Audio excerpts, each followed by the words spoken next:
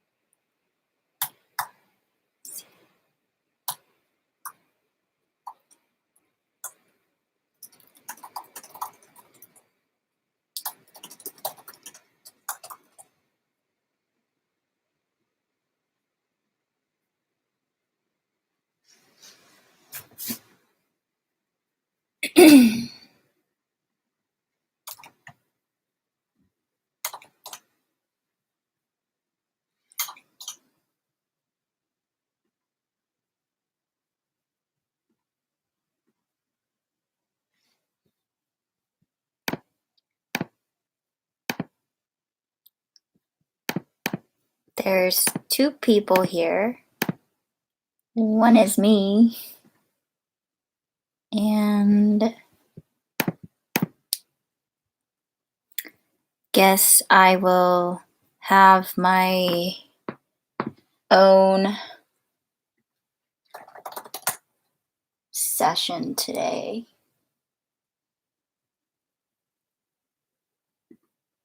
Is anyone here?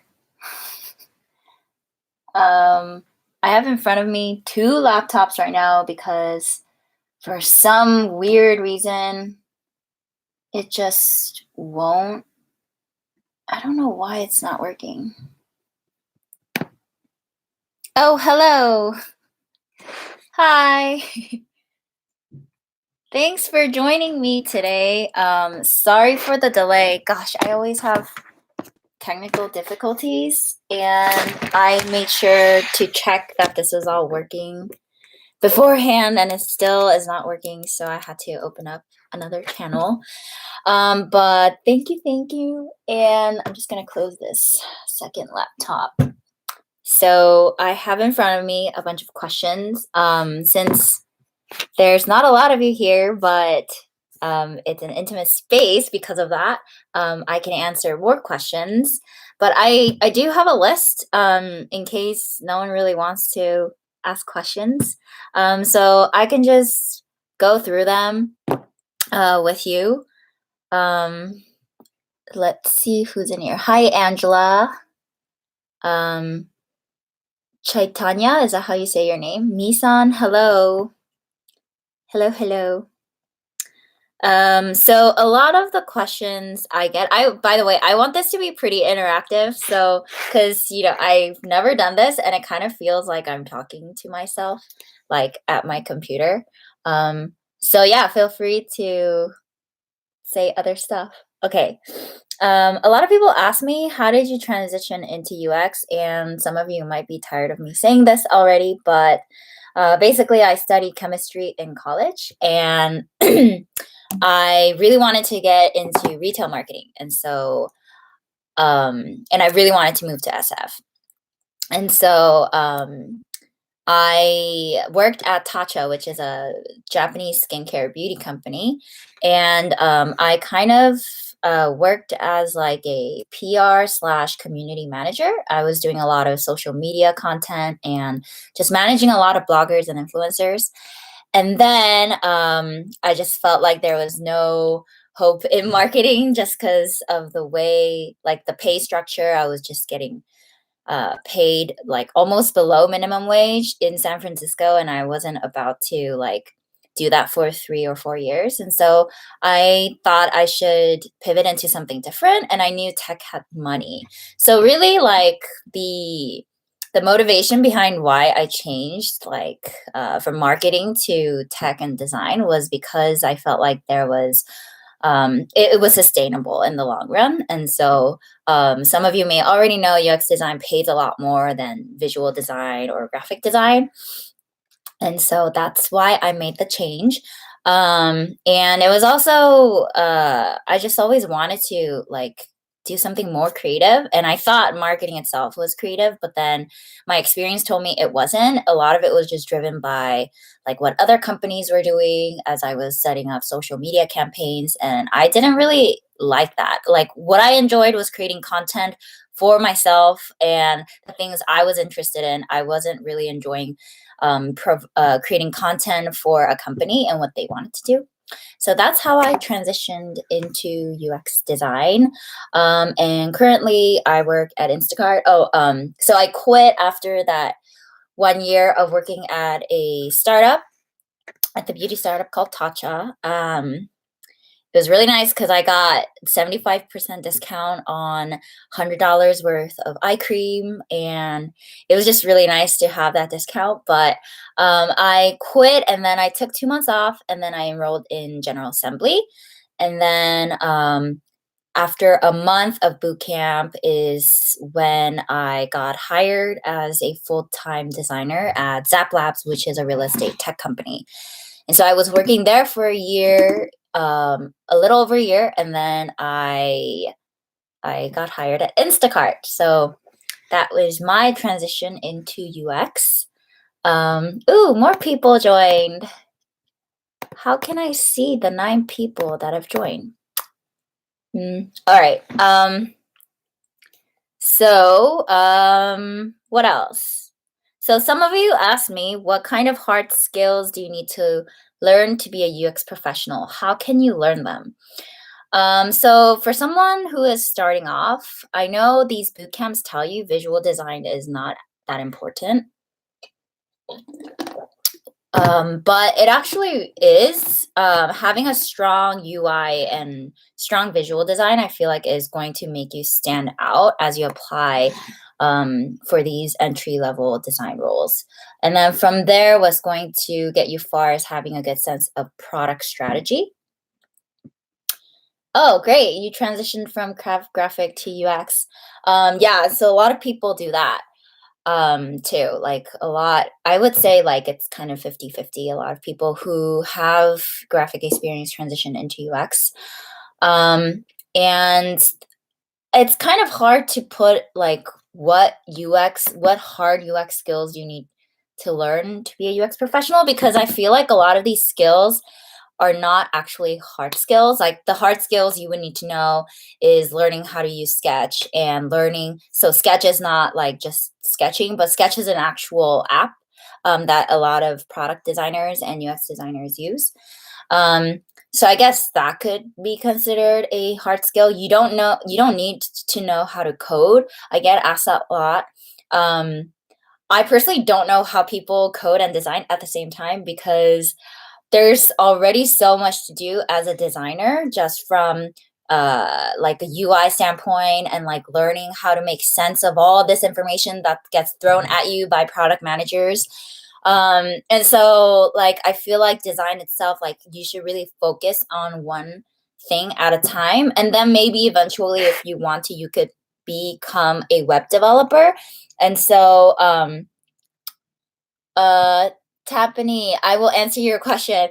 So just to wrap up on this topic though, web developer also, I get asked a lot, like, what is the difference between a web developer and a UI UX designer? So a lot of these semantics, like these names are very interchangeable, and it really depends on the company. So from my experience, a web developer is someone who works with WordPress or who actually codes a lot of the UI from a web. But then a product designer or UX designer, I would actually say UX designer comes under product. So like product is someone who owns the product, and that product can be Yelp, or that product can be Wealthfront app. So it's a broader design term. And then you have under that umbrella of product design, you have UX design, UI design, interaction design, visual design. And that's kind of how I break it up, because it's like very confusing, even for me, to like understand how everything fits in together. So web developers, though, they specifically work with web, which means that you don't necessarily get to work on an app, and I feel like web has more to do with knowing how to code like CSS, HTML, and all that stuff. Okay, so Tapani, I don't know if I'm saying your name right. Sorry if I am. Hi, can I ask a question? How many monitor you have on your workspace? If more than one, how you manage the position? I have just my laptop and then an external monitor. And that's about it. I don't work with like 3 different screens. I think that's a little excessive. I do use a Wacom tablet, which is like this pen that I use, just because I used to get carpal tunnel using my trackpad, and mouse just didn't fit right with me, and so I did invest in a Wacom tablet. You don't need that, but I like to use that. So another question is, how do you prepare for UX interviews? Lately, it becomes very interesting. Everyone is using flat titles such as product designer. Yeah, like the title change, and how this industry is changing is very interesting, because I think product design is more used as from companies that want like a very general designer who kind of handles everything from visual to UX to product strategy. And you have to do a lot more like core problem solving. Um, yeah, core problem solving as a product designer, and like versus a UI designer might just work on making things pretty on the interface. So how do I prepare for UX interviews? I just practice a lot. I know that's not very helpful, but I make sure that, so I think the question might also be like, how do I like, not in terms of just preparation for it, but like how do I structure my case study? I think that maybe talking about them might be more helpful. Is like I usually present 2 case studies, and that's really all I have time for in an interview, because the portfolio reviews are about an hour long, and I don't have time to present 3 or 4. So I choose 2, and then I present 20 minutes each. And how I structure them is like, I think the easiest way for me to think about it is like, what was I trying to solve, and how did I get to where, like, how did I get to the solution, and what are all the processes?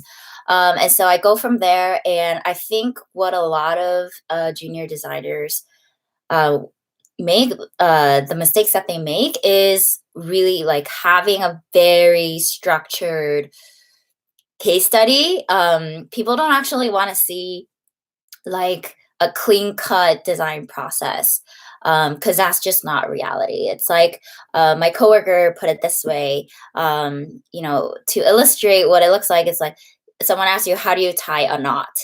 And everyone knows how to tie a knot, but it's like, how do you tie a knot when a lion is after you? Like, what process would you take? It would be a little different, right? And so we really want to know, or recruiters want to know, like, how do you solve a problem? And there's all these limitations, and there's all these things that might come at you that might change your process. So I structure my case studies, and then I always make a deck. You'd be very surprised. I've been in so many interviews where I'm interviewing candidates, and people just, candidates just pull up their website URL, and they explain their case studies, or they present their case studies just by using their website. And it's really hard to follow through as someone listening, because you might not want to explain everything on your website. And so I always prepare a deck, and it can be literally like a title and some pictures and screenshots of your screens, and maybe like a few pictures of your sketches and your whiteboarding. And so I like to use slides and make sure that, I hit all the main points of like the context of the case study of the project.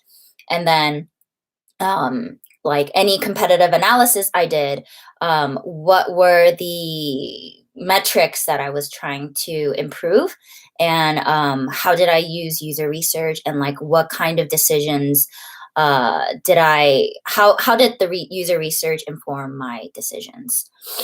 So I hope that was helpful. There are other questions here. I was interior design major before, and then after I went to SF, I studied web design major for about 4 years. Now I am a product designer. Is there any difference from UX designer versus product designer? How to prepare whiteboard challenge? Okay, so there's a whiteboard challenge. As someone starting out in UX, any advice when it comes to building your portfolio when you're just starting out? Any project ideas to add? Okay, these are all very great questions, by the way. So how I would differentiate UX and product design is a product designer, to me, really owns the product versus a UX designer. And this also really depends on the company and the team that you are working in. And so to answer the question, again, there's this huge umbrella called product design, and what makes a product design is a lot of components.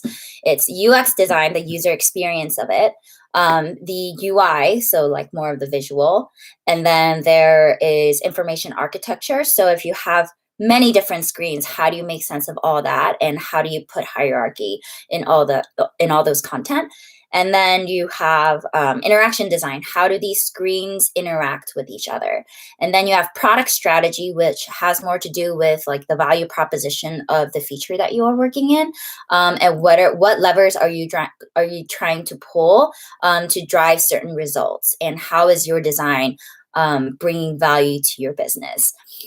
So I see product design as more of this encompassing designer that has to think about like business needs and also user needs, and like kind of tying it all together. Wow, many other questions. Yeah, so whiteboard challenge. I think a lot of people just get really intimidated by whiteboard challenges because you imagine being at a whiteboard at this blank, gigantic white wall, and you just feel like you have to fill the entire wall with very great insights and like come up with this amazing design in 20-30 minutes. Not the case. I think the main important thing to remember is that the people there that are with you in the whiteboard challenge really want to know how you think and how you think critically. So, and they also want to know if you are a team player. So never think of it as like you talking to yourself and like trying to prove them your design is good. Ask them a lot of questions and ask them, like, what else would you do? Like, do you have any feedback for what I've done so far? And kind of walk them through like your thought process of like, okay, like this is the context I've been given. And the goal here is to improve the checkout experience, let's for example.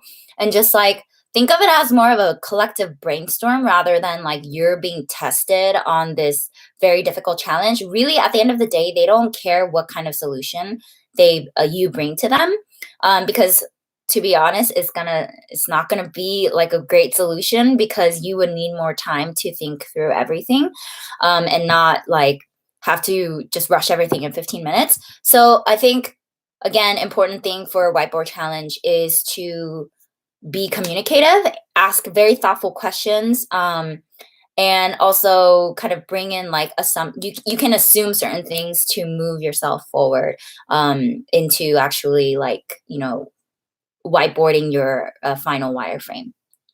I hope that helps. Angela, as someone starting out, especially when it comes to building your portfolio, any project ideas to add? So I would focus on adding projects that that you've shipped. And I know that's a very hard experience to come by when you're just starting out in UX design, because it's like catch-22. Recruiters expect you to have experience working with developers and product managers and actually shipping a product. But then it's hard to get that experience without former experience. So it's kind of like this catch-22. But if you have any projects, I've said this before, but if you have friends who started their own company and want to need design help, you can offer help. And gain experience working with developers, and actually like if your design has any part in the actual shipment of a product, that is a very compelling case study. And any personal projects, I would also recommend. Is it okay for you to share insights when you are an interview with Instacart? Um, I'm not sure if I'm able to, but if you could be more specific with your question, then maybe. Thanks.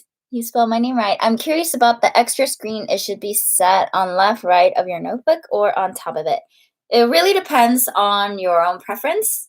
Some people like it in the right or the left or at the top. Um, I have a graphic design background. I'm now doing more visual design. I thought UX more about research. It is. And I think this also really depends on the project. So I was working on a project at Instacart. One was very visual design heavy. Well, not very heavy because we already have a lot of these UI components set in stone. So I would just pull those things from the library and just like repurpose it. So I don't actually wireframe because I have these UI components that I can just use. But then other ones, like this one recent project that I was working on, I had to do 4 rounds of user research because I was just getting so many mixed results from my participants. And so that showed me that I had to do more to really understand how the users were perceiving what I had designed. So I think that really depends on the project and also the company. How was the interview process overall at Instacart? So I made a video about this on my YouTube channel. So if you wanted to look more into it, you can refer to that video. But overall, we have a 2-hour, or first it's a phone screen with a recruiter. That's 1 hour. And then it's a phone screen with a hiring manager. So you go over your portfolio in both of those phone screens. And then if we like you, we bring you on site. And it's a 2-hour interview where you do a whiteboard challenge and a portfolio review with a couple of designers. And then the next round is a portfolio review with a bigger group of people. And then you would do like a in-app critique, not in-app. Yeah, it is an app critique actually. So we let you choose an app that you would like to critique. We ask you questions about like how else would you design this certain feature and why so. And then we have a lot of one-on-ones with the team that we are considering you for. What is the best way to come up with personal projects? That is a great question. I think you have to be just creative about it. So like it really depends on, what product you're inherently interested in. So like for me, a personal project, which one did I do? Like I did a personal project about I did a graphic design project and it was for my local church here. And I wanted to like design t-shirts and design banners and just get experience working with Photoshop and what it's like to use font because I had zero experience. So I thought that would be cool to put it on my portfolio just to show that like I'm very active in my community and also like I like taught myself this and this is what I came up with. But you could like either also do like a redesign of an app that you really use a lot. And with these personal projects, I would also like go deep into redesigning it. Like I wouldn't just redesign a small portion of the app, but like just go all in and like make assumptions and like create your own problem. Or if you do have a problem with an app that you frequently use, then like you can use that as kind of like your context of your case study and like form your own project around that. Misan, I'm about to take the UX design full immersive course at GA beginning of next year. Did you have any experience or knowledge about UX design before you took the boot camp or just the basic knowledge? Just the basic knowledge. So the reason why I just did GA really was I met up with this recruiter friend of mine from Airbnb, and I was, telling her, should I go into recruiting? Because like she had a pretty good job. And she really built her career in recruiting. And I was like, I'm considering UX design. I don't know if this is a good path. And she actually recommended that I get a degree in HCI, human computer interaction, because you could get a job right out from that program. I don't know if that's actually true, but you do have a higher chance, just because the program itself is very rigorous and it connects you with a lot of different companies. But I felt like that wasn't the right decision for me to make, because I just wasn't even sure if I wanted to do this for that long, and to put up $100,000 in school loans was not the best choice at that time. But to answer your question, I did not have prior experience or knowledge, but I did read some books that they recommended. So I just read up a lot, and I met up with a lot of alums. I think that's really important, and asked them how their life after their graduation was like. How was it finding a job, and what were some of the problems? What did you like about the program? What did you not like about the program? Do you prefer to take a boot camp like GA or a program at university SFSU, since they have a UX design program?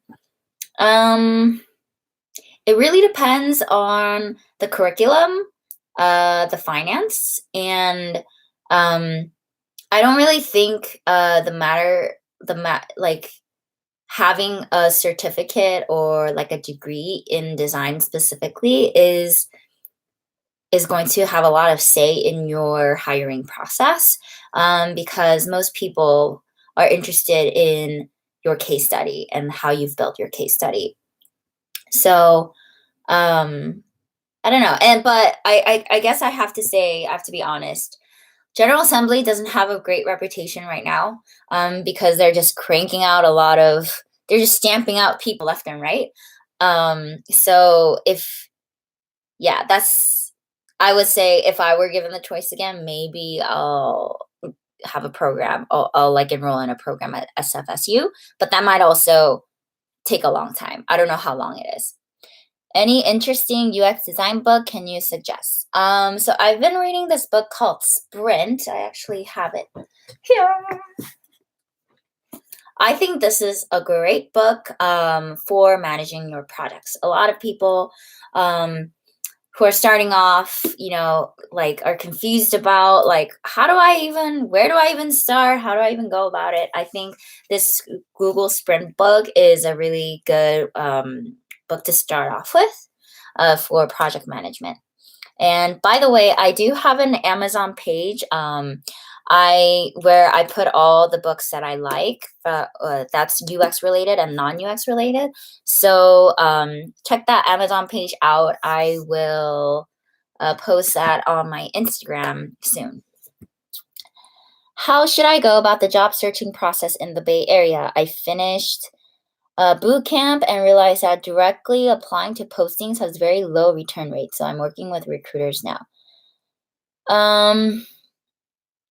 Yeah, so the job searching process, I think it might help if I don't know what positions you are applying for, but I think it is right now hard to get a full-time job.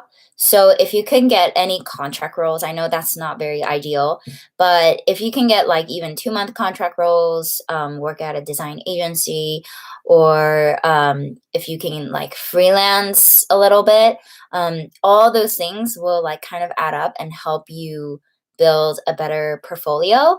And so I think honestly, any experience that you can get, if they're paid, like just go for it. And eventually you will end up at, the company or the position that you want. Does that answer your question? I hope it does. So just to, I guess, shed light on my job searching process, I only applied to LinkedIn. I did use AngelList and Hired and all these other websites, but both of my jobs in UX design, I just applied through a LinkedIn posting and they got back to me. I did have a few referrals.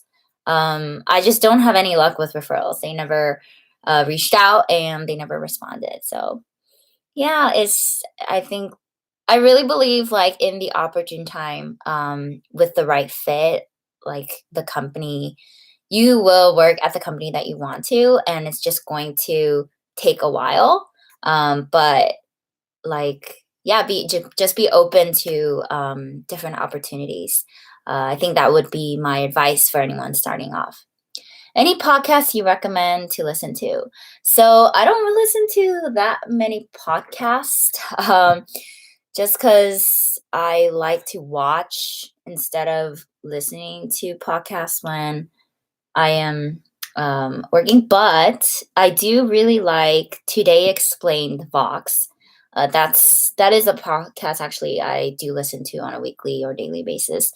Um, and then The Daily, and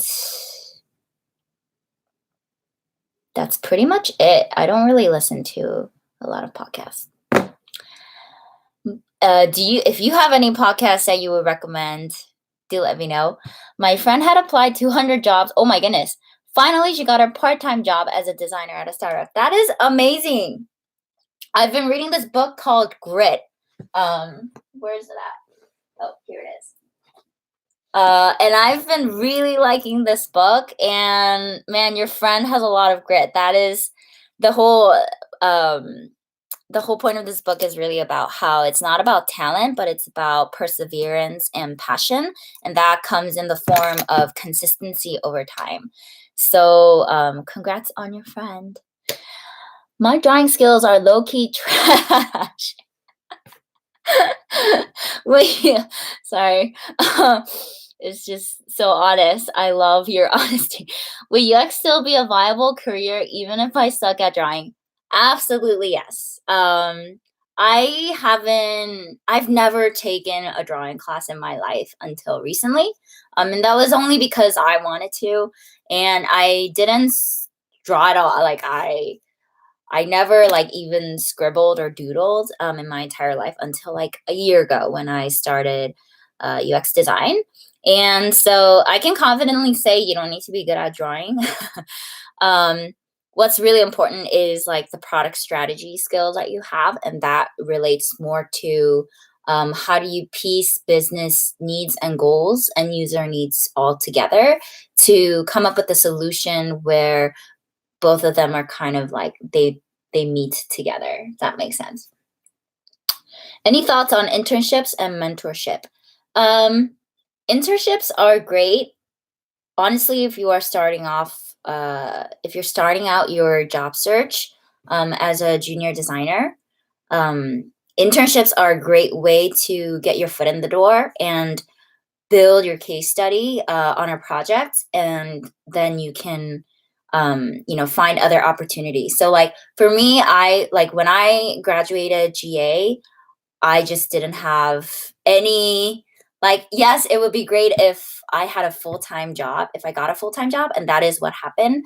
But I was open to any contract role, internships, and anything that I could get where I'm actually paid as a designer. And like at the time I was doing work and I wasn't getting paid. And that I was okay with that because my goal was to build a good case study and a good portfolio. And if I can get that and make my own experience, like, money is going to come later. And so that's kind of how my mental state was. Mentorship is great. I just think for me personally, it's hard to find mentors. Because like, I don't know, it's just life gets so busy, and my mentors are actually like my friends, and I have different mentors, I guess, um, in the industry, and it's more about like the people I jive well with, and I'll hit them up. There's someone that is a web analyst from my Tacha days who I go to for any negotiation problems and like I go to different people for different needs, and I kind of like that instead of having like one mentor that I look up to. I can draw I can draw good stick figures though. Yes. That is important.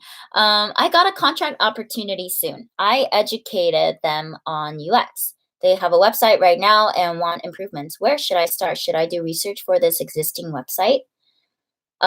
First of all, congrats on your contract opportunity. And want improvement. Where should I start? So if they want improvements, I think one area that you can start is making a document of the things that they're vocalizing. So they probably know all the pain points of where their website needs improvement, and ultimately you want them to be happy. So I would start from there so that they feel like they're heard, that you're taking into consideration their needs and not just coming up with all these different improvements that they didn't even ask for. So that's a good place to start. Should I do research for the existing website? Yes, I would look at a lot of different competitors. So whenever I start a project, I make a Google Doc and I just put in all these apps that are kind of related to what I'm trying to design for. And I just like screenshot them and put them in the Google Doc so that I have this deck where I can refer to see how other companies are doing it. Because most likely other companies have already solved the problem that you're trying to solve. Any tips for going to a hackathon as a designer? Are they worth going to? Um, yes, I am very hesitant on hackathons because I myself don't like hackathons. They're just so draining. You have to be there for the whole day on Saturday and Sunday. Um, and I think the best way to go about hackathon is to form your group beforehand. So, like, if you know, like, a developer, like two developers, another designer, like having a developer in your group is really important because I think if you just formulate a nice idea and they like design it, but it gets nowhere, kind of like, all right, that was like great, but did you guys build it? And the answer was no. So if you can form a group before the hackathon, and then sign up together, and they already give you like a prompt, and so like I would strategize what you guys want to build and design beforehand, so that in the actual hackathon day, for those 2 days, you're spending time building and like hashing out the details of the project and the product instead of brainstorming the entire 2 days. Like, because that's what I did and that's what most people do. I just don't think that's a great use of your time. Nice. I did include a mini competitor analysis when I had to present for this opportunity. Great. What tools and skills would you recommend to master on? Tools, Sketch. I know some people use Adobe XD, but personally, I've only used Sketch. All the other product designers I know only use Sketch. And so if you can learn some shortcuts on Sketch, and they're all on YouTube, you just need to like listen or watch maybe 2 or 3 videos, and you will get all the shortcuts that you need. So I would use that. I would also look at some plugins that would be helpful. So I use Craft plugin, which basically syncs all your screens to InVision app. InVision is very easy to use, and so I would recommend that. I personally want to learn how to use Framer, which is a very mature, complex prototyping tool. But given my circumstance in my company, there's just so many other things I need to change for design and make improvements on that I just don't have time to use such a mature prototyping tool. Oh, thank you, Nicole.